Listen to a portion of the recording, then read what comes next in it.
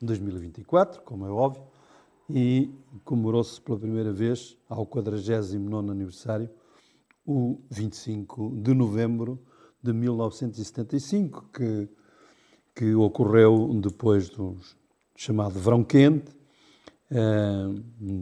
do processo, chamado processo revolucionário em curso.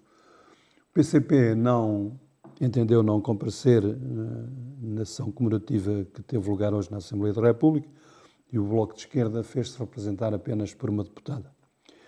O PS também, ou talvez, melhor dizendo, a direção do PS, teve alguns zigue-zagues nesta matéria, embora Mário Soares tenha sido um dos grandes protagonistas do desfecho de 25 de novembro de 1975.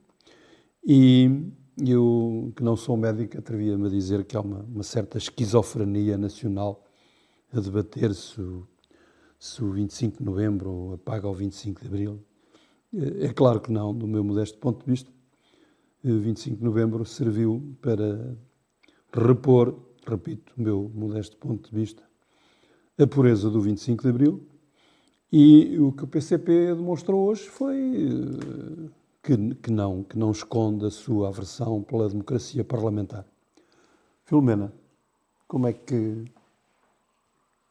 olhas para o facto de, passados 49 anos, se comemorar pela primeira vez na Assembleia da República o 25 de novembro de 1975? Olha, com agrado. Acho que, boa noite a todos e boa noite a quem nos vê e nos ouve. Acho que todas as comemorações da liberdade são boas. E o 25 de novembro foi um bom momento para a nossa conquista da liberdade. E, portanto, vejo com agrado que se comemora. Naturalmente não confundo também o 25 de abril com o 25 de novembro. Não confundo, de facto. E, portanto, acho que o processo se iniciou em 74, naquele bom abril de 74 que nos permite estarmos aqui. Que bom que foi. Tivemos o PREC ali pelo meio, o tal Verão Quente, e felizmente tivemos o 25 de novembro. O que é que me surpreende nisto tudo que acabaste de dizer? Surpreende a posição do PS, francamente. Acho que o PS devia estar com grande orgulho, sabendo que o Mário Soares foi um dos responsáveis pelo 25 de novembro e foi quem nos deu esta liberdade. E, portanto, devia estar orgulhoso, diria eu, com um porta-estandarte a exibir esta conquista e, lamentavelmente, do meu ponto de vista, não o fez. Quem é que eu acho que esteve bem, mais uma vez? Ramalhianos, mais uma vez, tem estado neste processo muito bem, definindo exatamente o que foi a conquista de Abril e também não ignorando a importância do 25 de novembro. Foi aplaudido na Assembleia, como era. Sim. Como merece. Sim, sem dúvida. Mais do que tudo isto, acho que nos 50 anos do 25 de Abril, porque este ano comemoraram-se os 50 anos do 25 de Abril, temos que pensar muito bem de que forma é que ele foi plenamente realizado ou não, e não deixar que se atrase este processo da democratização do país, da plena realização do que foram as conquistas de Abril. Eu o que acho paradoxal, antes de dar a palavra ao Zé Miguel, é que, porventura, se não tem havido o desfecho que houve a 25 de Abril, o desfecho no plano político e militar de 1975, porventura não estávamos hoje a gozar da liberdade. E esta liberdade de uns poderem ir e outros não irem, uns comemorarem e outros irem contra a comemoração. O Expresso de sábado traz, digamos, uma revisitação do assunto, enfim, que é miúdo se fala. Hoje há uma historiadora bastante conceituada, Irene Fulsner Pimentel, que diz isto que dissemos, enfim, que 25 de novembro serviu para repor a pureza de 25 de abril de 1974. Depois discute-se muito neste plano se o PCP perdeu, se ganhou, e há, aliás, várias considerações de vários atores políticos. Do ponto de vista deles é que o PC ganhou na justa medida em que, no dia a seguir, Melo Antunes veio dizer que o PC não era para ilegalizar. Mas, enfim, há também o Expresso fala também que um homem que, aliás, foi eleito deputado à Assembleia da República por Coimbra, pelo PCP, há muitos anos, que era Jaime Serra, que ele é que terá dado instruções a um militar para os paraquedistas começarem a insurreição. Depois o Carlos Brito, que na altura era um alto dirigente comunista, diz que não é verdade, enfim. Mas o que eu queria, digamos, sublinhar era esse aspecto. porque houve 25 de novembro, acho eu, é que podemos hoje estar aqui e cada um ter direito à sua opinião, porque porventura, se não fosse isso, enfim, com aquele conceito de democracia em que vanguardista, como dizia Manuel Alegre, que sabe o que é o marxismo, sabe o que é o leninismo, não sabe o que é o marxismo-leninismo. E porventura, com esses conceitos, hoje estaríamos aqui amordaçados. Zé Miguel. Sim, em primeiro lugar, boa noite a todos. Rui, agradecer-te não só por me passares a palavra, mas pela tua introdução. De facto, acho que foi uma brilhante introdução sobre o tema e é para mim uma honra poder estar aqui contigo e partilhá-la contigo. De facto, eu acho que o 25 de novembro, a partir de hoje, tem um duplo significado na democracia portuguesa. Ele foi, na sua primeira essência, um garante de nós termos democracia em Portugal. Portanto, o 25 de novembro foi fundamental para perpetuar aquilo que foi feito no 25 de abril e, portanto, isso já era uma marca que ninguém tirava. Agora, além de ter sido um garante do 25 de abril, é também o algodão que não engana. Porque 49 anos depois, o que é que nos mostra esta comemoração do 25 de novembro? Em primeiro lugar, como tu disseste, que o PCP tem uma aversão à democracia e, portanto, aquilo que acontecia há 5 décadas atrás mantém-se. Por muito que se tente disfarçar, a verdade é que quando a verdade chega, o PCP continua a fugir daquilo que é a democracia parlamentar portuguesa. A segunda nota é que o Bloco de Esquerda dá também passos nesse sentido, também com uma certa aversão mais escondida ou mais sofisticada, vamos dizer assim, àquilo que é a democracia parlamentar. E em terceiro lugar, e mais preocupante, é que o Partido Socialista, de há uns anos para cá, também parece que tem algumas dúvidas e algumas hesitações sobre aquilo que é o modelo a seguir. E, portanto, não deixa de ser preocupante esta deriva, não quero dizer comunista, mas esta deriva de esquerda do Partido Socialista, que devia ser hoje um dos grandes, de facto, como disse aqui a Filomena, o porta-estandarte do dia, devia ser, quer dizer, um partido que devia estar cheio de orgulho e de facto, com o punho bem alto a mostrar aquilo que fez Mário Soares e aquilo que Mário Soares ajudou a fazer para nós podermos estar aqui hoje com esta liberdade que conquistamos. Portanto, algo não vai bem quando o PS tem estas hesitações sobre esta data. Já todos aqui quisemos crer em anteriores edições, que é um chavão recorrente em política, quero crer.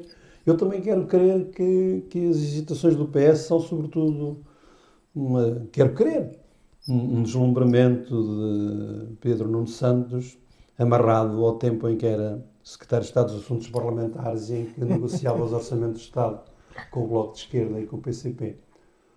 Tomou-lhe o gosto? Espero que o Neto Sapateiro, enfim, encontre, enfim, solas e fivelas para afivelar as coisas, enfim, em moldes bem mais consentâneos com a história do Partido Socialista do que ele, por vezes, consegue. A pergunta é no rato, não é? Como é que ele olhará para o retrato de Soares? Pensar, Mário Soares estaria ou não estaria?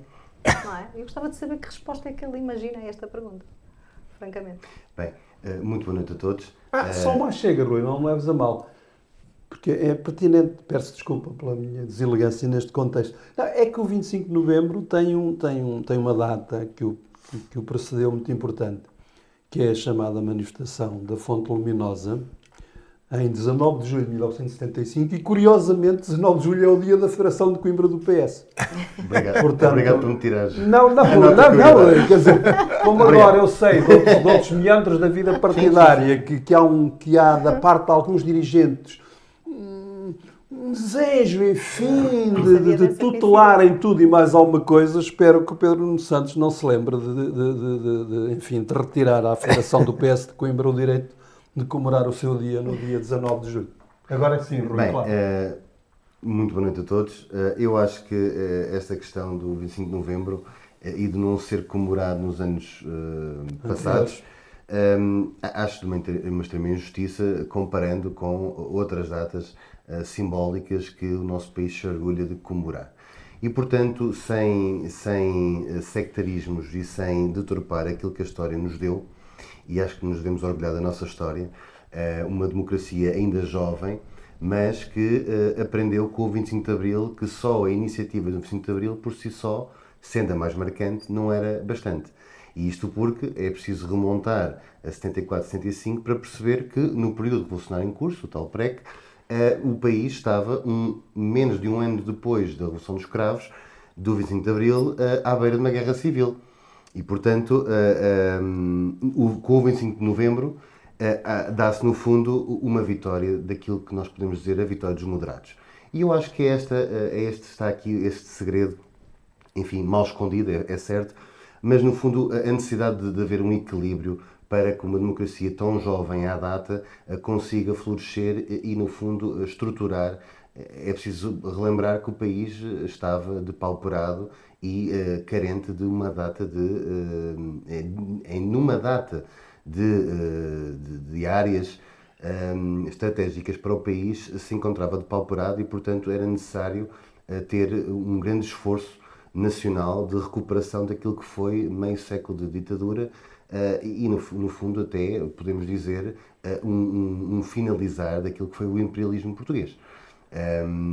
Ao contrário de alguns que acham que isto tem que haver unanimismos nos partidos, eu acho que a beleza dos partidos, porque os partidos são necessários, está, no caso do Partido Socialista, está precisamente na pluralidade de opiniões. E, portanto, o facto do secretário-geral, A, B ou C, terem um entendimento não significa que todos os militantes que nele militam e que partilham daquilo que é a ideologia europeia da social-democracia, como Mário Soares, entendam, obviamente, que o 25 de novembro é uma data relevante, como outras, e que, enfim, se o 25 de abril deu início, nos possibilitou hoje estarmos em democracia, o 25 de novembro veio aqui, no fundo, dar um contributo decisivo para que a ala dos moderados pudesse, então, começar a trilhar o caminho que nós temos feito desde então.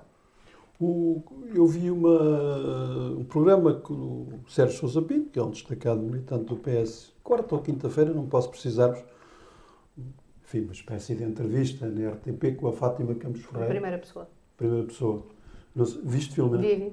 E o Sérgio disse uma coisa que eu acho muito interessante.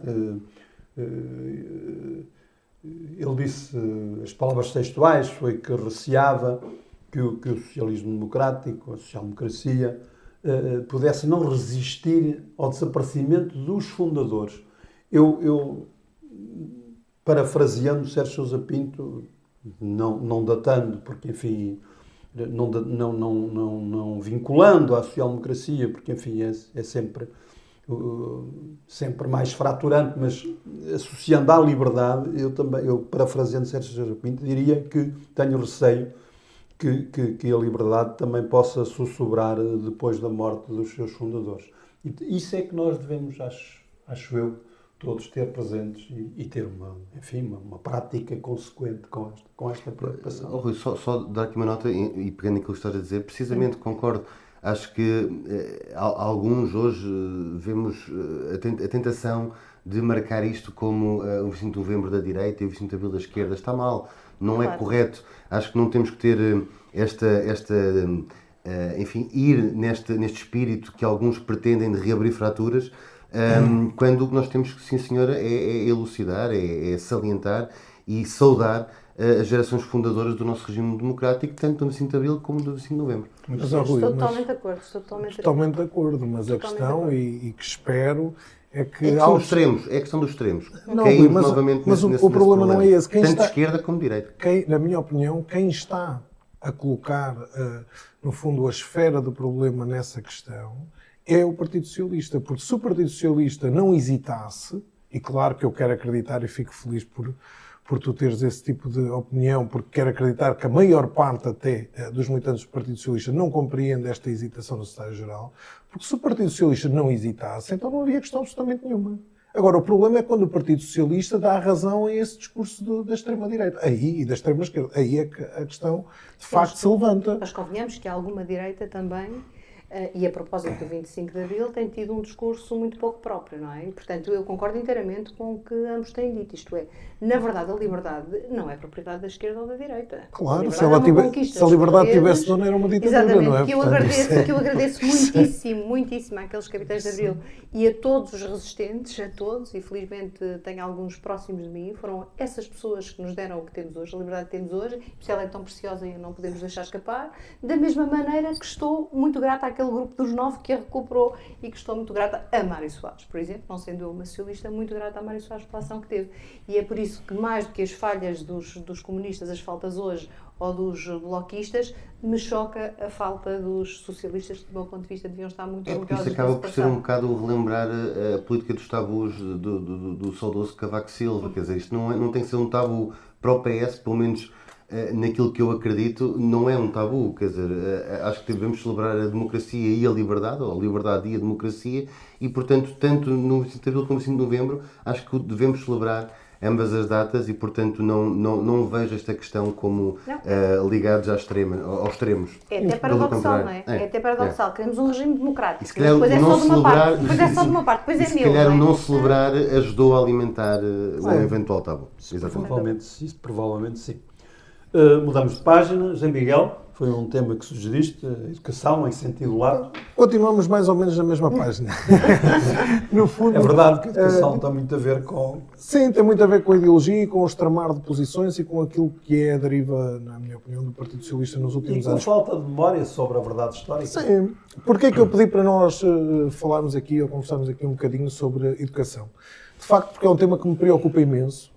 Eu acho que aquilo que acontece hoje e que tem vindo a acontecer nos últimos anos é uma brutal degradação daquilo que é o nosso sistema educativo público. Aquilo que eu sinto, e quando olho ao meu redor e quando vejo, no fundo, a comunidade em que estou inserido, é que infelizmente estamos a criar uma divisão brutal entre as pessoas. Portanto, Portugal, em vez de caminhar para um sistema ou de caminhar para ser um país onde há cada vez mais igualdade de oportunidades, porque o Estado possibilita a todos, no fundo, acesso a um elevador social que é a educação, aquilo que eu sinto é precisamente o contrário. Quem tem dinheiro vai-se safando porque consegue integrar os seus filhos em escolas privadas que têm cada vez mais qualidade quando comparadas com as escolas públicas. E porquê que eu disse que era importante fazermos esta reflexão, até pegando uma notícia do Expresso, que entretanto está a levantar... Que é capa do Expresso. Capa do Expresso, que entretanto está a levantar alguma celeuma. Bom, a minha questão é precisamente essa. Mais do que entendermos quantos alunos é que este ano estão com ou sem professor, aquilo que é o meu ponto é muito simples. Nós tivemos praticamente uma década de governação socialista e quando nós começámos essa década, em 2015, o governo do PS quis fazer uma série de reformas na educação. Aliás, em Coimbra, fomos afetados por isso com o fim de uma série de contratos de associação e com, no fundo, uma suposta aposta na escola pública. E ao final dessa quase década, o que é que nós temos? E é isso que eu acho que é importante e que falta em Portugal. Portanto, eu na altura tinha muitas dúvidas se aquele era ou não o caminho, mas o caminho foi seguido, o caminho era um caminho de aposta na escola pública e hoje, passados estes quase 10 anos, o que importa perguntar é se temos uma escola pública melhor ou uma escola pública pior. À partida parece que temos uma pior, porque nós, em 2015, por exemplo, tínhamos como escola pública a 27ª melhor escola do país, que já era um péssimo resultado comparado com anos anteriores, mas agora em 2023 a melhor escola pública do país já era a 44ª. Já só tínhamos 6 escolas públicas nas 50 melhores escolas do país quando olhamos para os exames do secundário. Isto é um número que é absolutamente preocupante. Nós tivemos os resultados do PISA, portanto, que no fundo parâmetros que avaliam o nível da educação em toda a Europa, e o que aconteceu é que os portugueses caíram em matemática e em literatura. E é este que é o ponto que eu acho que nós temos que todos avaliar. Portanto, o que é que aconteceu nestes anos à escola, se ela efetivamente ficou melhor ou pior, e portanto aqui o meu contributo e a minha ideia é nós refletirmos se a escola deve continuar no trajeto dos últimos anos e que conduziu neste sentido, ou se tem que haver uma inversão e de facto uma verdadeira aposta na escola pública. E portanto foi por isto que eu trouxe o tema, porque acho que de facto merece reflexão, não só olharmos para a espuma dos dias, mas agora vemos mais ao longe quais foram os resultados das políticas seguidas. Eu saúdo por não teres agarrado muito aos números do Expresso, porque eu devo confessar-vos que a cabecinha não é grande coisa, mas eu esmifrei aqui os miolos e devo confessar-vos que é do meu ponto de vista, dos maus exemplos do debate político. Ou seja, tem-se andado a esgrimir desde sexta-feira estes números e eu não percebi nada. Desculpem lá, só para fundamentar aquilo que estou a dizer. Eu estive a ler uma declaração da líder do grupo parlamentar do PS, Alexandra Leitão, que foi secretária de Estado da Educação, em que ela diz que, enfim, que o governo manipulou estes números, manipulou no sentido, enfim, como alguém disse um dia, os factos são os factos, a interpretação que deles se faz é que difere. Desculpem lá, porque eu primeiro saudei Zé Miguel por enfim, não teres circunscrito o debate a essa polémica dos números, mas agora sou eu que dou uma no cravo e outra na ferradura e não resisto a citar Alexandra Leitão, que ela diz: quando falamos de alunos sem aulas, estamos a falar de dois universos diferentes. Porque ela diz que há um ano, porque a notícia do Expresso, com base, enfim, acarinhada pelo governo, é um facto, mas com base em números de uma direção-geral, é de que há 2.338 alunos com falta de um professor desde o começo deste ano letivo. E Alexandre Leitão diz: quando falamos de alunos sem aulas, estamos a falar de dois universos diferentes. Há um ano também havia 2 alunos que estavam continuamente sem aulas e havia 19.000 sem aulas num determinado momento. Continuo a citá-la. O que o Ministro da Educação fez, em declarações ao Expresso, consiste em confundir um filme com uma fotografia. Ou seja, o Ministro da Educação compara, estou a citar Alexandra Leitão, o número de alunos que em 2023 estava sem aulas num dado dia, com o número de alunos que estiveram continuamente sem aulas. Ou seja, isto é o tipo de debate político que, sinceramente, eu acho que ninguém entende. Ninguém entende no sentido... E interessa menos. Mas a grande questão é porque... A minha questão é quando eu salientei essa notícia, eu espero bem que os números melhorem, mas tenho a certeza, e espero que o Governo também tenha, que precisamente por causa da perspectiva que eu aqui coloquei em cima da mesa e que eu sinceramente acho que é o que vale a pena refletir, ninguém pode esperar que em meio ano se resolvam problemas desta ordem de grandeza. Agora, o que importa pensar é porque é que em Portugal, fruto de uma série de circunstâncias onde se incluem também, claro está, o número de alunos sem aulas a determinadas disciplinas, mas porquê que em Portugal os estudantes de escolas privadas vão ter melhores notas e melhores resultados em exames nacionais do que os estudantes de escolas públicas? Porque a minha pergunta é, será que nas escolas privadas também há assim alunos sem aulas? À ordem de milhares? Bem, eu talvez consiga responder-te a isso, José Miguel.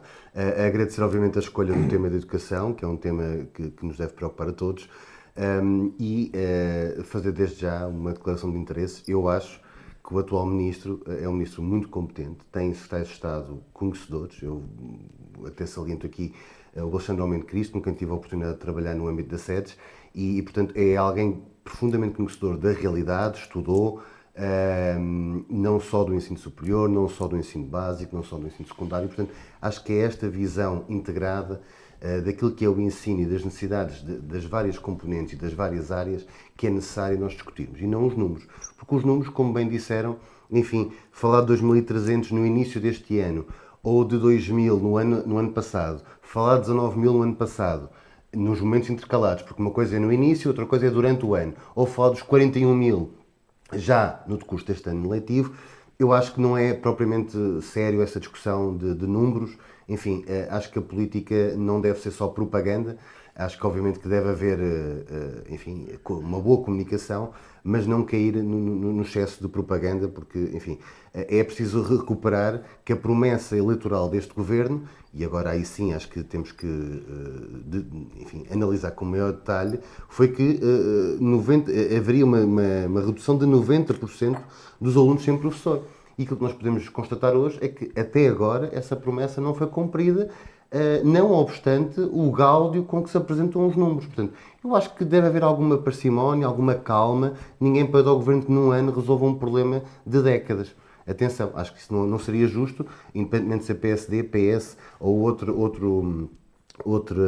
coligação a governar, acho que isso não seria justo. Mas é preciso recuperar aqui a questão também do governo PSD do Passos Coelho. E quando o José Miguel fala dos últimos anos, é preciso relembrar que entre 2012 e 2015 tivemos um ministro, Nuno Crato, que afirmou que havia excesso de professores. É preciso lembrar que foi precisamente nestes 3 anos do governo de Passos Coelho, com o ministro Nuno Crato do PSD, que houve uma primazia aos contratos de associação e um fomento do ensino privado e cooperativo. Nada contra o ensino privado e cooperativo. É um ensino, em muitos dos casos, de qualidade, que não tem, obviamente, as situações disruptivas que tem o público, logo nos concursos de professores, porque tem um quadro docente e discente muito mais estável, mas a questão de analisar os rankings e os números pode não ser verdade em muitos setores. Naquele que eu conheço, tem uma estabilidade diferente que o público oferece até pelo momento tardio em que muitos dos professores são colocados no ensino público. E aí não há volta a dar, porque eles são colocados tardiamente, é um facto. Tentou-se sempre antecipar, mas esse é um problema que nós temos hoje, tal como a valorização da carreira dos docentes, mas isto dará pano para mangas. O que eu queria centrar nesta questão da educação de âmbito genérico que o José Miguel aqui trouxe, e um bocado pegando naquilo que é a manchete do Expresso, é que o problema da falta de professores não decorre de agora, nem dos 8 anos de governação socialista e também não só exclusivamente dos anos de governação do Passos Coelho. A questão é qual é a seriedade de um governante ao dizer, ao longo de 3 anos, entre 2012 e 2015, que há excesso de professores. É de quem não tem a mínima noção da realidade. Nós pagamos caro essa ação porque em 10 anos podíamos ter, obviamente, formado, e formámos, mais professores nas áreas, falaste da matemática e da literatura, muito específicas. Mas deixa-me só dizer-te uma coisa. O Partido Socialista, nestes anos, procurou recuperar o currículo baseado nas competências no novo modelo de avaliação do ensino básico, por exemplo. Então, e isto não é falo. Os resultados são péssimos. Ouça, tudo bem, nós podemos discordar. A questão é, nós podemos discordar das medidas. Não devemos discordar do ponto a que chegamos. Porque PS, PSD, CDS podem ter visões diferentes do que fazer. Mas para esta questão da educação, tal como para a questão da justiça que já falámos, tem que haver um impacto de regime. Porque nós não podemos estar constantemente a mudar as regras do jogo e mudar a tentativa que alguns fazem de tornar mais atrativo algo que não é uma questão de mera atratividade. Por isso é que me choca tanto que voltemos a 2015, percebes? Aliás, 2015 para trás. Não, mas recordam-se do cheque ensino? Sem falar da seriação, como é que era feita a seriação? É preciso ter memória disso. 9 anos depois, a fingir que não houve 9 anos aqui no meio. E, portanto, houve exatamente. Precisamente porque concordo contigo, precisamente porque concordo que a situação é grave e que é preciso olhar para ela.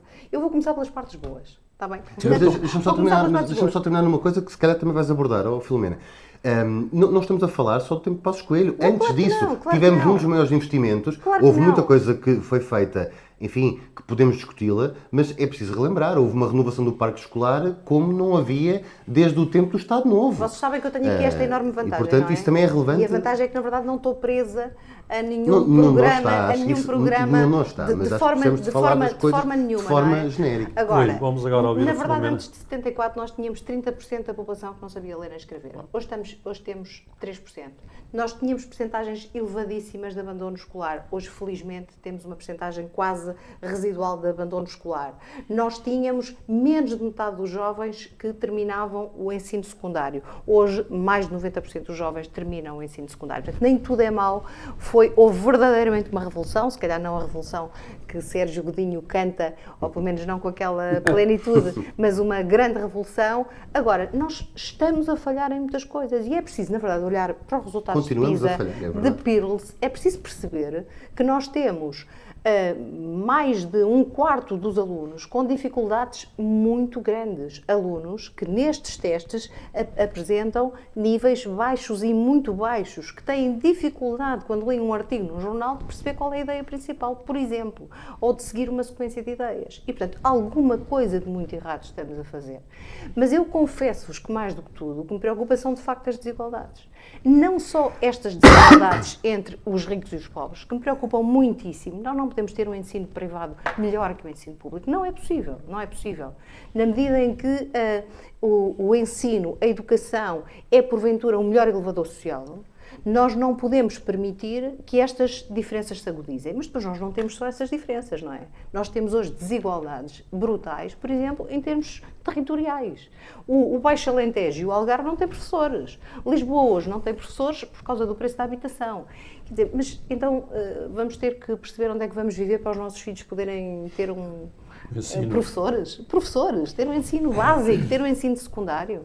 Nós continuamos a ter dados muito preocupantes quando analisamos, por exemplo, o número de jovens licenciados, tendo em conta as habilitações dos seus pais. E os dados são brutais, como sabem, não é?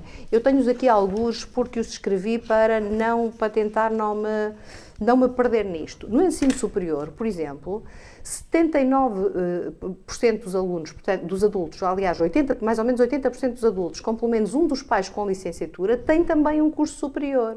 Mas nos casos em que os pais não completaram o ensino secundário, esta percentagem baixa para 20%. Não é isto que nós queremos da educação. Gerações e, portanto, para saíres da classe em que estás. O que nós fazemos é agravar estas diferenças sociais, não é? E a educação não pode ser isto. Tem que ser exatamente o contrário. Tem que ser um promotor da equidade, e é por isso da equalização. que nós vamos muitas vezes atrás da questão dos números, do facilitismo que os números nos podem traduzir, da questão da política A ou da política B, e não pensamos numa coisa que eu acho que é o mais importante, que aqui todos estamos preocupados, é com a resolução dos problemas. E esse problema que falas, a questão do elevador social, que é o melhor sistema de igualdade que nós podemos promover, essa é a principal questão. Rui, mas então desculpa, se tu concordas com a Filomena, então vamos ter aqui uma conversa franca. 10 anos ou 8 anos é ou não é muito tempo? 8 anos é muito tempo. Paulo Carvalho diz que sim. Vamos convenir que é muito tempo. Como é que é a música? Portanto, ao final de 8 anos, quais são os resultados? Melhoramos ou pioramos no PISA? Pioramos.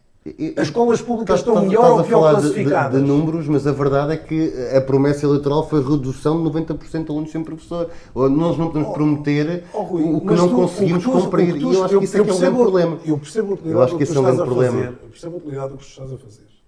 Mas nós, se quisermos falar aqui a sério, não podemos falar de um governo que está há meio ano. Isso vamos ter tempo. Vamos ter tempo para fazer. Mas nem nos últimos 10. É preciso recuperar 20 anos. O problema não é esse. É que, efetivamente, há praticamente 10 anos atrás, houve um governo que entrou em funções, e foi essa a minha primeira intervenção, e quis, no fundo, fazer uma série de reformas na área da educação. E agora, vamos olhar para qual é que foi o efeito prático delas. E, efetivamente, hoje, o elevador social funciona melhor. As escolas públicas estão melhores ou estão piores? Temos mais ou menos escolas públicas nas 50 melhores do país? Temos melhores ou piores resultados no PISA? E, de facto, essa que é a consciência que todos temos de ter. Não é apontar para os meus lá para trás, não é falar do Sócrates ou do Passos Coelho. Não é assim muita diferença. Atenção, não, porque quando tens um governo que manda os professores emigrar e que diz que não há falta de professores, isso é sintomático do impacto que isso cria nos anos vindouros. Rui, mas aquilo que nós temos que assumir, porque, no fundo, são dados independentes e fora até da esfera portuguesa, é que os resultados do PISA dessa governação, foram melhores. Isto é, Portugal melhorou os seus índices. E os resultados do PISA da última governação são piores. E disto nós podemos é que estar toda a noite a discutir ou a debater que não vamos sair disto. Mas, no final dessa governação, havia mais escolas públicas e mais bem posicionadas nas 50 melhores do país. E, portanto, hoje a minha questão, desculpa, Filomena, hoje a minha questão é a mesma desde o início. É que a reflexão tem que fazer com que Portugal mude de caminho. Eu não estou sequer a dizer que o caminho já foi alterado. Eu espero é que seja. Porque se não for, o que estamos a fazer é que quem tem a capacidade de colocar os miúdos numa escola privada vai se safar melhor. E isso é que é inaceitável. E pior, porque daqui a um tempo já não é numa escola privada, depende da escola privada. E, portanto, vamos criando, vamos criando nichos cada vez mais pequenos e hipóteses de desenvolvimento cada vez mais pequenas. E ou todos assumimos que o caminho até agora não foi o melhor, ou então estamos mal. Filomena. Totalmente de acordo. Depois quero pôr Nesse uma questão, mas Não, a conclui minha, o quest- teu a minha raciocínio. questão, embora eu esteja de acordo com o que o Zé Miguel acabou de dizer, na verdade acho que temos que sair desse discurso lá atrás de 2015, como disse há pouco, e de imputar as culpas lá atrás. Agora, a verdade é que também concordo com o Rui, quer dizer, este tom do PSD de vou resolver isto em 2 meses, também não é o tom apropriado. Não é o tom apropriado, não é assim que se discute este assunto.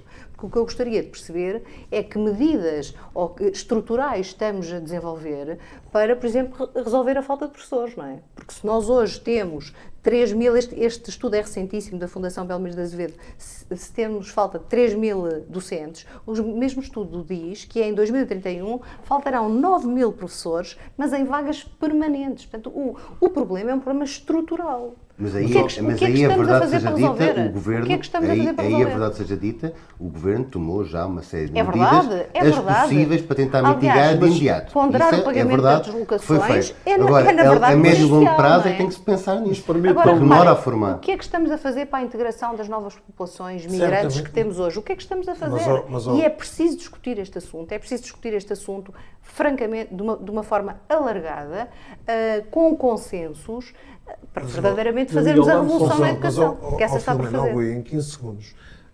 Independentemente de, aliás, como eu já aqui deixei patente, eu ter dúvidas se está a mudar tudo aquilo quanto eu acho que deveria mudar, há coisas que nós temos que reconhecer. O facto do Governo ter chegado a São Bento, vamos dizer assim, e imediatamente ter resolvido a querela com os professores foi certamente uma ajuda a combater esta desertificação dos professores. E isso acho que todos temos que assumir. Sem dúvida, mas sabes o que é que me faz lembrar? Faz lembrar aquela criança que chega até nós cheia de fome e nós vamos ali à pastelaria, à padaria do lado e damos-lhe um pão com queijo. E ele fica mais saciado, não há dúvida nenhuma. Não resolvemos o problema desta criança. Certo. E o que eu acho que andamos a fazer na educação, e não só, é isto. Não é mau. Se me perguntam, mas é mau? Não, com certeza que não é mau. Mas está muito longe de resolver o problema. Quero E é convocar-vos preciso para a resolver o análise problema. dois aspectos para encerrarmos este capítulo. Desculpem lá. É que esta falta de professores é uma coisa que eu não consigo compreender. Eu faço-vos uma proposta que é para justamente... Eu estou a fazer aqui um esforço de isenção. Vamos recuar 15 anos. Se recuarmos 15 anos, estaremos em 2009 e estaremos, portanto, a meio dos governos de José Sócrates, sendo que houve 2 anos ainda de governação de José Sócrates, 4 de Pedro Passos Coelho e cerca de 8 de António Costa. Portanto, a minha pergunta é esta, sem responsabilizar A ou B, é como é que, num horizonte de 15 anos, que é o que eu vos proponho que meditemos, não se percebe que vamos desembocar nesta situação de falta de professores, com uma agravante, é que os alunos são hoje muito menos do que eram. Não são, agora não são. Agora há uma tendência com as populações Ainda migrantes. são, ainda são. Sim. Em algumas faixas, Em mas algumas felizmente faixas, essa mas tendência no está global sem são muito inverter. menos, Filomena. Sim. Eu fiz um levantamento há uns 10 anos atrás. Mas, Rui, se nós deixamos que se as pessoas se reformam e saem e não são substituídas, nós Pronto, vamos tendo mas menos. quer dizer, não é? eu não consigo Esse é o problema. perceber como é que se... Parece que despertámos de um momento para o outro para a falta de pessoas. Como é que isto aconteceu? O planeamento, onde é que está o planeamento? Que estudo é que se faz da população que estamos para prever o que é que vai acontecer daqui a meia dúzia de anos, daqui a 10, daqui a 20? Não é? E parece-me que neste tipo de políticas, na educação, por maioria da razão, na verdade é preciso planear. E acho que temos planeado pouco. Reagimos? Não planeamos. Sem dúvida. Não Planear e planeamos, analisamos não o sistema que temos analisamos, hoje. exatamente, não Será? definimos políticas coerentes, estruturadas, não monitorizamos esse resultado, a coisa não está a correr bem e mudamos, e portanto andamos aqui a reagir, reação em reação, com uma política muito pouco estruturada Correr e muito atrás do pouco, prejuízo, e muito como pouco se costuma coerente, dizer, não é? do meu ponto de vista. Rui, claro, 10 segundos. Bem, eu não posso estar mais de acordo neste ponto da necessidade de planear e construir efetivamente uma solução de médio e longo prazo para a educação, não só no básico e no secundário, mas também na questão do superior.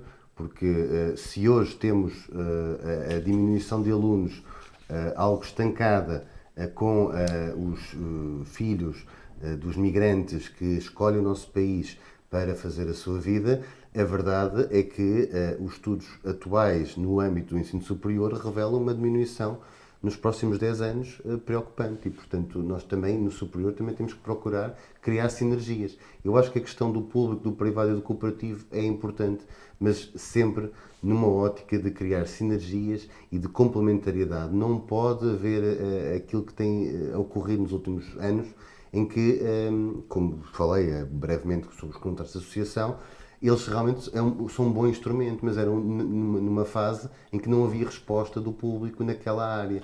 E, portanto, as coisas devem acompanhar a sua evolução e não ficar estanques só porque é uma ideologia ou é uma medida é uma opção política, Rui. É uma opção. Está por apurar o resultado do investimento no parque escolar. Está por apurar, exatamente. não é? Foi um investimento brutal de anos. O problema é que o apuramento que estamos a fazer segundos, não é Abel? bom.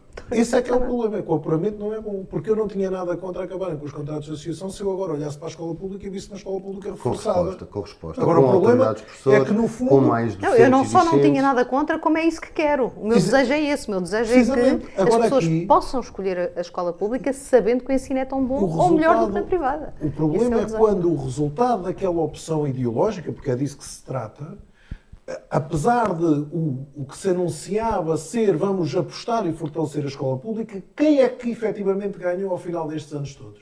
Quem ganhou foi os privados, que passaram a ter mais alunos e mais procura porque os resultados deles são melhores. E aqui é que está o problema.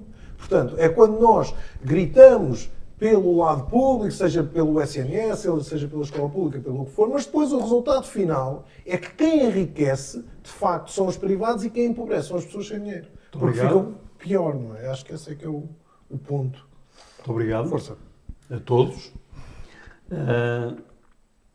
Estão a completar-se 10 anos sobre a detenção do antigo Primeiro-Ministro José Sócrates e estão a completar-se 10 anos sobre a detenção, que todos nós temos na memória, com certeza, mas ainda não há data para o começo do julgamento, sendo que outros processos igualmente mediáticos, não vou comparar, mas sabemos todos que outros processos igualmente mediáticos e complexos, embora haja também alguns que se arrastam há muitos anos, outros acontecimentos depois de 2014 já tiveram sentenças e até sentenças transitadas em julgado.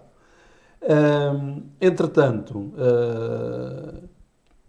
o Tribunal da Relação de Lisboa entendeu,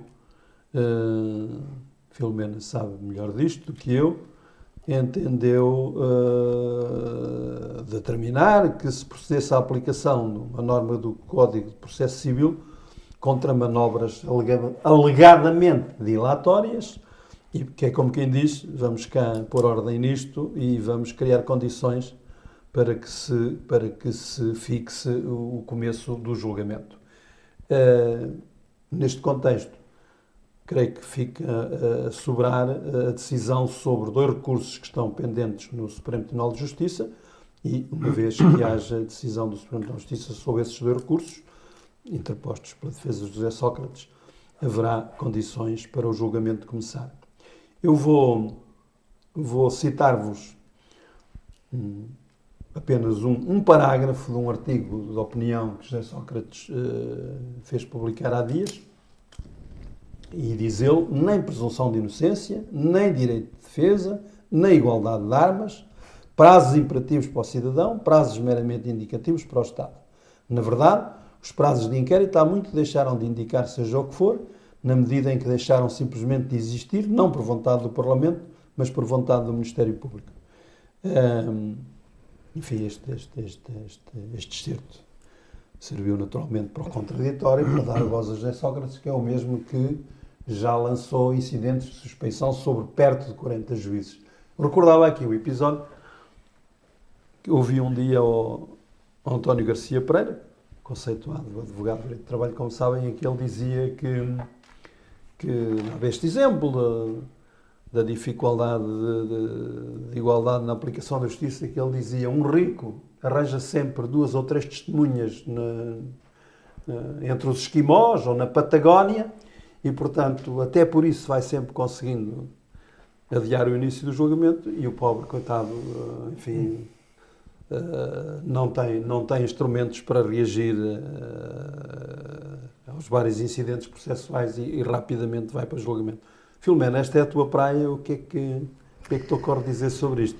Bom, eu acho que essa é a nossa praia, não é? Aquilo que estamos a falar não é propriamente das tecnicidades do direito, mas sim deste absurdo de termos um processo destes ao final de 10 anos e não sabermos ainda quando é que começa o julgamento, não é?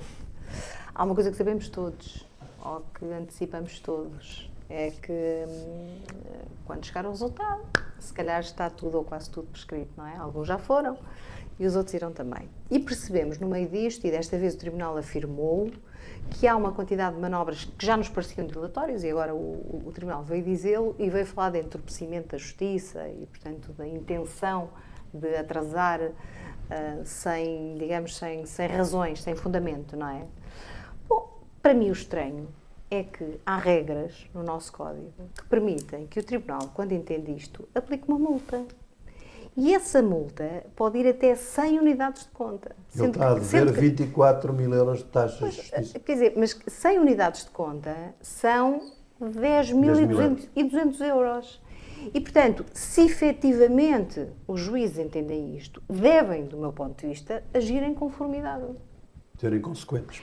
Até agora não havia nenhuma notícia que eu tivesse dito. E, portanto, perturba-me um bocadinho que se escreva este tipo de coisas, ainda que eu tendencialmente tenda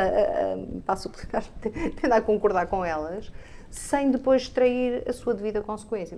Isto só acontece porque nós temos um código, temos uma quantidade, aliás, de normativos legais, nomeadamente de ordem processual, que permitem que aconteça. Das duas, uma, ou efetivamente esses expedientes são bem utilizados ou são mal utilizados, no sentido de serem abusivamente utilizados e apenas para atrasar a justiça e, no limite, para obstruir a realização da justiça. E se é assim, os nossos juízes têm que agir em conformidade. Lamento muito que não o façam. Lamento mesmo muito que não o façam. Porque, no final, nós teremos que dar razão a José Sócrates quando diz este tipo de coisas, quando diz não há prazos, e, não é? O que é uma coisa verdadeiramente chocante. Agora, tu falaste noutro ponto que é um ponto importantíssimo. Mais uma vez, vamos às desigualdades. E, portanto, tudo isto está relacionado com o nosso primeiro tema, não é? Democracia é mais ou menos termos as mesmas oportunidades, ou pelo menos caminharmos para esse mundo ideal. E, de facto, não temos. Quer dizer, quando ouvimos que José Sócrates pagou 58 mil euros em custas, se esta notícia é verdadeira, e eu presumo que sim, não tenho nenhuma razão para acreditar que não, nós percebemos do que estamos a falar. Também temos alguma ideia do que terá pago como a título de honorários, não é? E, portanto, quer dizer, como dizes, a maior parte das pessoas não poderia ter esta defesa. A maioria das pessoas, com certeza, já teria sido julgada e o problema já estava resolvido. Também há uma certeza que temos, não é? É que mesmo que lhe apliquem a tal multa, como estas decisões também são elas próprias recorríveis, o senhor também recorrerá. Portanto, aquilo que eu estou aqui a recomendar que os juízes façam, a desejar que os juízes façam, a recomendar era o que faltava, que estou a desejar que os juízes façam. Na verdade, o que vai dar é... em nome do povo. O que vai dar é mais recursos ainda, não é? Portanto, também não tenho dúvidas de que é aí que iremos parar. Temos uma justiça pesada, lenta, é preciso, sem perder as garantias que naturalmente os arguidos merecem, e a posição de arguido é isso mesmo que visa a cautelar, é preciso olhar para o sistema e perceber de que forma é que o regulamos. Eu não sei muito bem, confesso, mais uma vez, já falámos deste tema a semana passada, de facto, mais uma vez, nós não temos dados sobre isto, não é? A justiça é mais ou menos um tabu, portanto não há muitos dados sobre a justiça, infelizmente. Eu não tenho a certeza que não existe a forma de parar este tipo de atuação, ou que, pelo contrário, ela existe e não tenha sido aplicada. Depois há outra coisa que me choca muito, quer dizer, José Sócrates foi primeiro-ministro deste país. Eu gostava de acreditar que um primeiro-ministro deste país olha para a justiça com seriedade, não é? E, portanto, não sei como é que o senhor só descobriu, quando ele próprio é arguído, que o sistema é assim. Não sei como é que é possível. Mas a verdade é que há muito pouco tempo atrás também ouvi algumas declarações de António Costa que também me chocaram, porque esse não só foi primeiro-ministro, como foi ministro da Justiça, não é? E parecia que tinha descoberto naquela altura que os procedimentos eram aqueles. Bom, é triste e justifica, se calhar, o pântano que se vive nesta área. É não termos governantes que estudam um dossiê, que é um dossiê, eu diria, desculpem-me, absolutamente essencial. Não sei se não é o mais importante, verdadeiramente podermos dizer que vivemos numa democracia. Isso choca-me muitíssimo perceber que não sabiam desta realidade.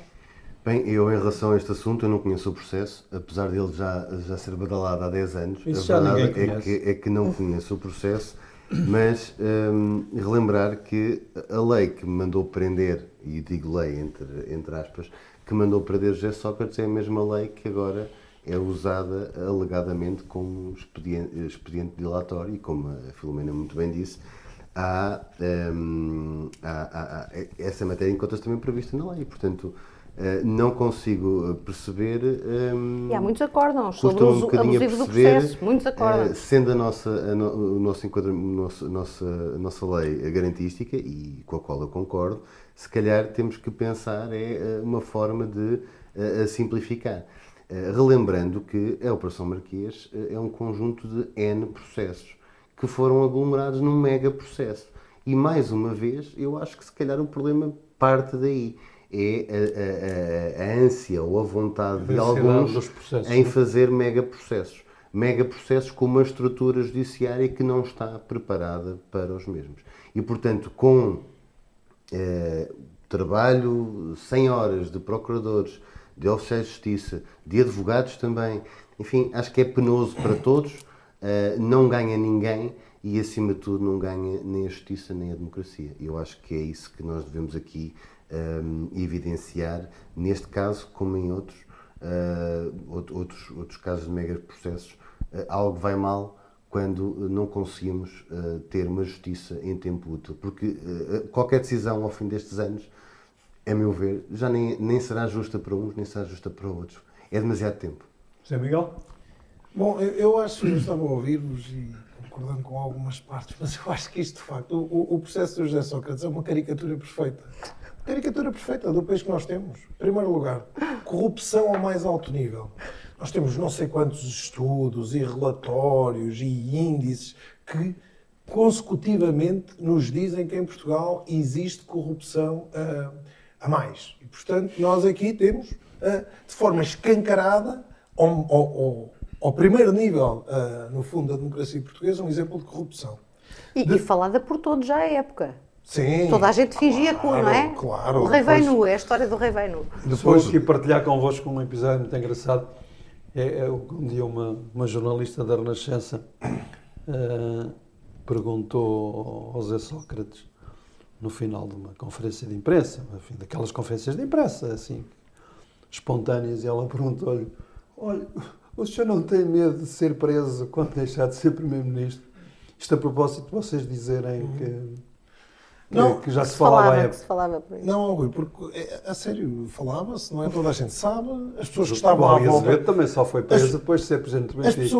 pessoas que estavam à volta tinham que se questionar porque havia hábitos que não eram compatíveis com os ordenados que eram públicos e, portanto, eu saltando essa parte, porque acho que já houve tempo dela, mas de facto, voltando à questão da caricatura, é uma caricatura perfeita.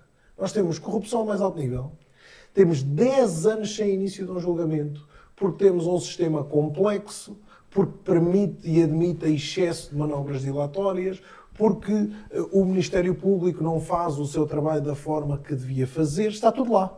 Neste processo está tudo lá. Por fim, ainda temos a última parte, ou uma parte também ela indesejada, e aqui sou suspeito, quer dizer, ou não sou suspeito, que é depois nós temos uma justiça que não funciona, mas que funciona na praça pública. Toda a gente ouviu as escutas, toda a gente sabe tudo, aquilo que devia ter acontecido não aconteceu. Que era o quê? Uma investigação que conduziria a uma acusação rápida, a um julgamento rápido e à condenação da corrupção. O que tivemos não é nada disto. E, portanto, este processo, o mais incrível, é que não nos tenha feito a todos ainda, a todos, quando eu digo a todos os decisores, refletir. Porque, de facto, eu disse aqui a semana passada, e é verdade, esqueçam lá os pacotes anticorrupção, a legalização do lobby, isso é tudo muito giro e é tudo muito importante. Mas enquanto continuar a existir e continuar a despassar este ar de que há uma impunidade quando se toca à mais alta corrupção, então não há nada a fazer. José Miguel, tocaste aí num ponto importante dos sinais exteriores. Não sei se estão recordados, já no tempo do João Cravinho, houve um pacote, que era um pacote interessante, que ficou na gaveta.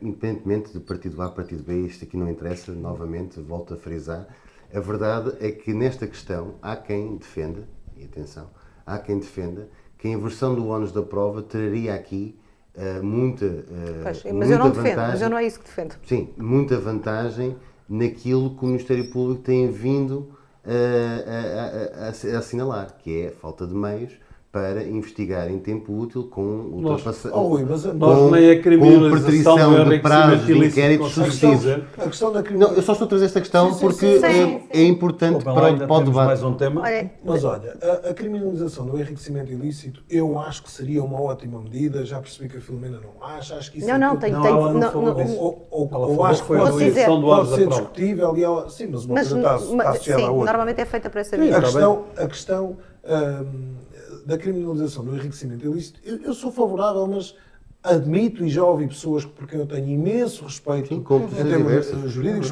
com posições diversas. Agora, há vários caminhos a fazer. Por exemplo, Singapura é um caso extraordinário Também ele. a Há esse vários nível. níveis. gráfico. Não, é esse e não só. Em 30 segundos, apesar de também Deixa-me ter só voltar aqui. algumas Preciso. coisas más. Singapura, na década de 60, teve um novo líder que enunciou o objetivo de colocar Singapura entre os países mais desenvolvidos do mundo. E na altura, é um exemplo de liderança brutal. Na altura, diziam que era impossível porque era uma pequena ilha no meio do Sudoeste Asiático e que nunca poderia ser uma potência mundial. Ora, ele discordava dessa posição e tinha um caminho para atingir o seu objetivo, que veio a conseguir. Qual é que foi a primeira medida que ele fez, ou a sua principal prioridade? Acabar com a corrupção. Admitiu que ela existia, coisa que em Portugal ninguém faz. Admitiu que ela era inaceitável e desenhou um conjunto de princípios jurídicos para erradicar a corrupção. A mais conhecida é a criação de um género de uma via verde para os casos de corrupção. Isto é, quando há uma acusação de E corrupção, com isso mudou tudo. ela passar à frente de todos os processos que estão em tribunal. Portanto, ser dada uma absoluta prioridade à avaliação daquele caso. Porque minam totalmente a confiança no próprio Exatamente. sistema. Exatamente. Mas eu diria que não, reparem, muito antes disso, nós temos que ter uma censura pública, nós temos que ter os grandes partidos a ter uma posição relativamente a isto. Isto aconteceu e não houve quem não deve uma não teme. reflexão nos Exatamente. grandes partidos. Quer dizer, em todos, mas os grandes. Eu não vi o Partido Socialista a parar. Eu não vi o Partido PS, Socialista nunca eu não vi censurou, o claro. PSD a parar. Ainda não teve Sócrates, mas já teve Sócratesinhos também, não é? Não param, não falam sobre este assunto. Há um problema gravíssimo com a justiça em Portugal, não há dúvida nenhuma. Eu não sei se vocês esta semana viram uma reportagem sobre uma juíza em Faro que se recusou a utilizar uma sala porque a sala era da juíza, da colega da magistrada que ela estava a substituir. E já agora porquê é que não utilizava? Porque a sala tinha uma fotografia e uma planta, não era? Sim. E portanto estava... Acho que uns pertences. Durante uma não tiveram. semana adiou todos os julgamentos, sentou-se numa mesa no corredor, sem computador e sem internet. E o Conselho Superior de Magistratura o que tem a dizer sobre isto é vamos averiguar e depois dizemos alguma coisa. Não é admissível. Esta semana também vimos todos o que aconteceu com o uso da inteligência artificial, que eu defendo, já agora que eu defendo, que terá que ser... Agora, não é assim. Não é assim. Quer dizer, portanto, nós temos um acórdão, é um coletivo, temos um acórdão que sai com a enunciação de artigos e de leis erradas, visivelmente, ainda não se comprovou, mas visivelmente feito por inteligência artificial, sem sequer ter havido Com a intervenção de 3 juízes. Foi intervenção assinada por 3 Eu juízes, acho- é um acórdão, eu- é um acórdão coletivo, quer dizer, na verdade nós temos um problema seríssimo com a justiça que ninguém quer abordar. O que mais me chocou a mim foi 2 primeiros ministros que só perceberam, um deles que foi ministro da Justiça, que só percebeu que havia um problema com a justiça quando ele próprio foi visado por operações Fica- deste tipo.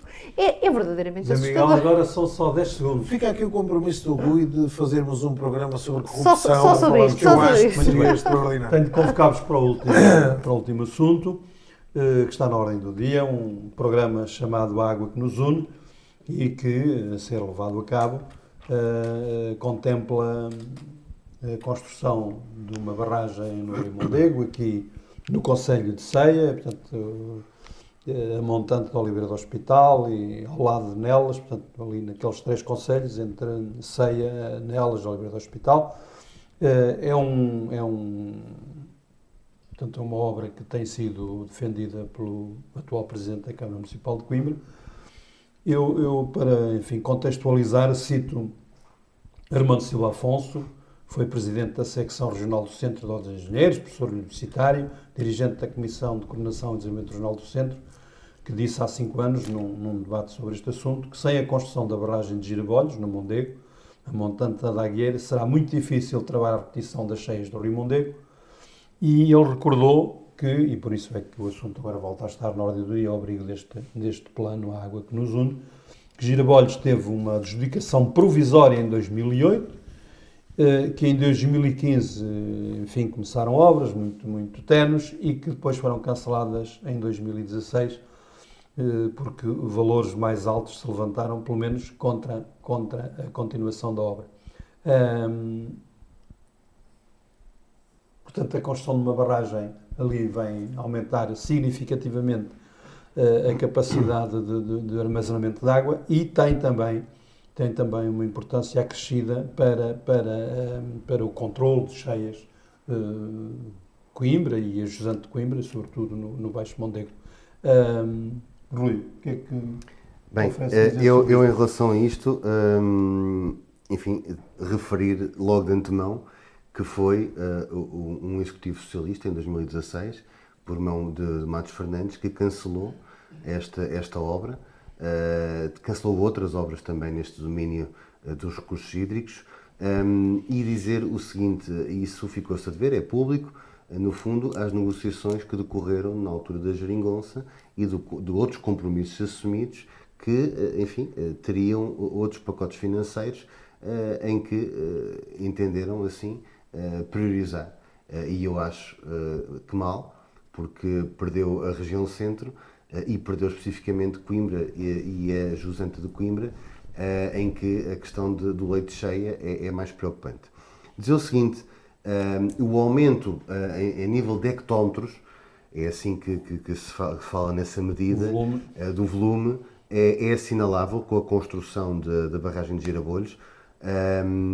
Muitos até a apelidam de uma segunda agueira. A agueira está esgotada na função que aqui interessa evidenciar, que é a função de controlo da cota e do leite de cheia, porque hoje fala-se muito das barragens com a questão da produção hidroelétrica, mas eu acho que não é só essa a função da barragem e, portanto, é obviamente um ativo económico, mas também é potenciadora do próprio desenvolvimento da região, porque nós, como as cheias tivemos em 2019, e aliás, Coimbra tem-se falado nessa questão desde então, a verdade é que há aqui outro pacote que Coimbra região, não deve deixar de reivindicar. Não é só a barragem de Girabolhos, há mais duas pequenas que são muito importantes porque possibilitavam duplicar a capacidade.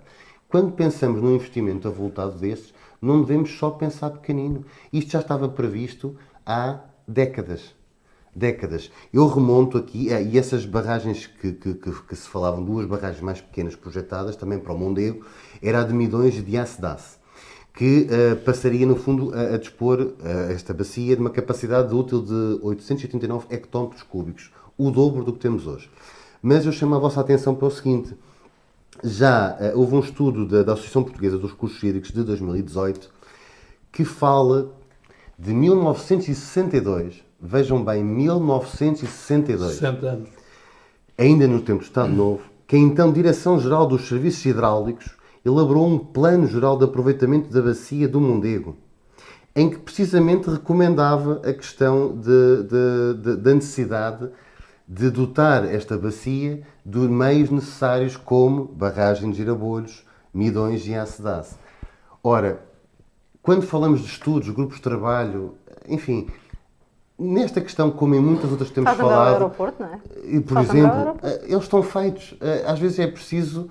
E atenção, não sou especialista, temos pessoas, enfim, o atual presidente das Águas, o engenheiro Alfeu, até é alguém conhecedor da área e que tem falado sobre esta realidade. A verdade é que até hoje não tivemos ainda a capacidade de realizar estes investimentos no nosso Rio Mondego e eu considero, aí sim, que é necessário nós fazermos uma exigência, não só a este governo, mas a governos que venham também, que este plano de 3 barragens, obviamente com a de Girabolhos que teve desenvolvimentos e depois foi cancelada, acho que é estruturante para a Bacia do Mondego realizar estes investimentos, não só até Coimbra, mas essencialmente pelos danos que estas cheias causam de Coimbra até à Figueira da Foz. José Miguel?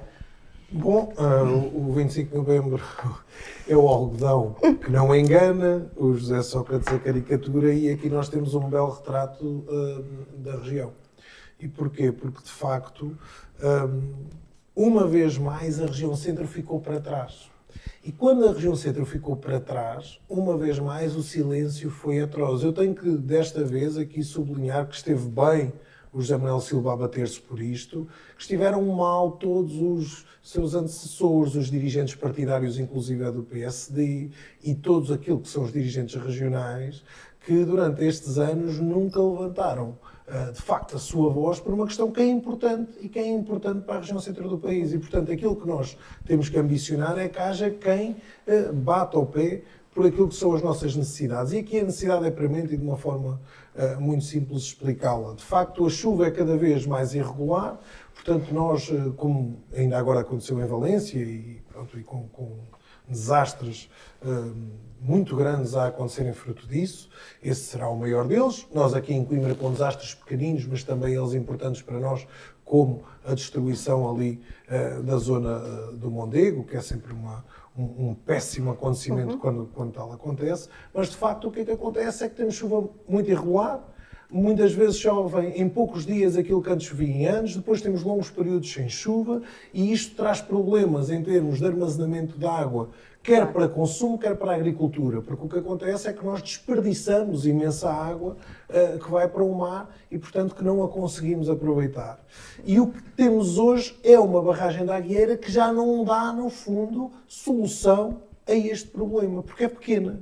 E, portanto, há uma necessidade de construir uma barragem maior para conseguirmos armazenar mais água e depois usá-la quando precisamos, quer para produção, quer, lá está, para consumo. E, portanto, o que importa é que venha o mais rápido possível e que, mais uma vez, o Estado Central não dê aquele triste exemplo que Coimbra tem, infelizmente, sofrido muitas vezes, que é agora avança, depois recua, depois avança, depois recua, e aquilo que noutros sítios se constrói muito rápido, cá parece que é sempre E são uma muitas tortura. coisas, não é? São Exatamente. muitas coisas. É a barragem, é o metro, é o IP3 e por aí adiante, não é? Filomena, Vamos concluís? vendo. Bom, eu não percebo nada da matéria, mas assumindo que tecnicamente seja a melhor solução, obviamente temos que nos bater por ela. E ainda bem que o nosso Presidente da Câmara o está a fazer, obviamente que sim, estou de acordo.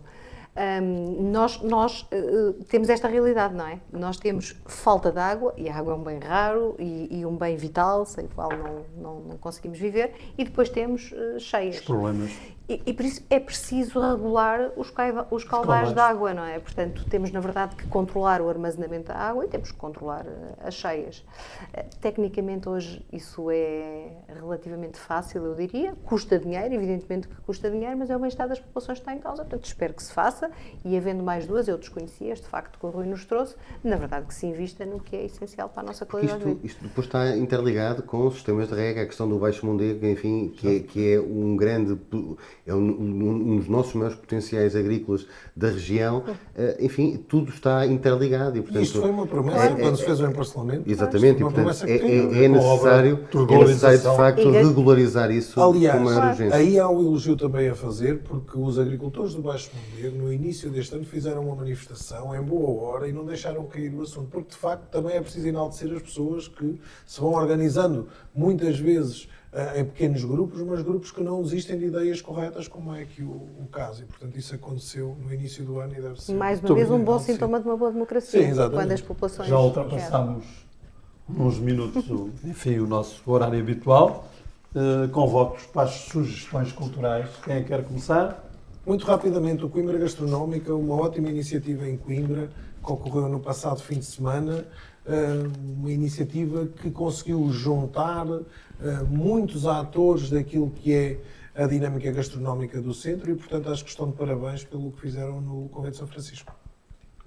Rui? Bem, eu sugerir que a magia do Natal está já nas nossas ruas e, portanto, sugerir algo que eu tenho gostado de visitar ano após ano, tem-se notado uma melhoria constante, e aí também elogiar esta iniciativa da Câmara com vários parceiros, que é o Castelo Mágico em Montemor, que estará disponível para visita de 30 de novembro a 29 de dezembro e, portanto, convido-vos a visitar. Não é só para miúdos, mas também para graúdos e, portanto, esta magia de Natal também que nos traga amor, esperança e um ano 2025 com outras medidas também que nos possibilitem estar aqui não só, enfim, a deixar sempre nota do que de mal está feito, mas acreditarmos que de consenso e, como falámos no início do 25 de novembro, também do mal a moderada, é preciso discutir com seriedade e, mais do que tudo, arregaçar mangas e fazer.